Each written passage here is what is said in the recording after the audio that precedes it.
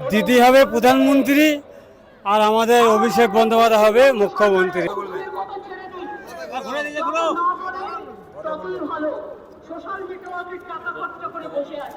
বলো দেখি।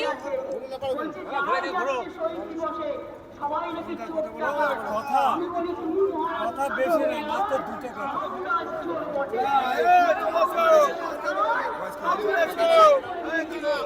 দুটো কথা। কোথা থেকে এসছে নাকি বলুন? বনগাঁ থেকে এসেছে, বনগাঁ 1 নম্বর। বলুন। বলছি আমার দুটো কথা, দিদি হবে প্রধানমন্ত্রী আর আমাদের অভিষেক বন্দ্যোপাধ্যায় হবে মুখ্যমন্ত্রী, এই কথা, আর কিছু না।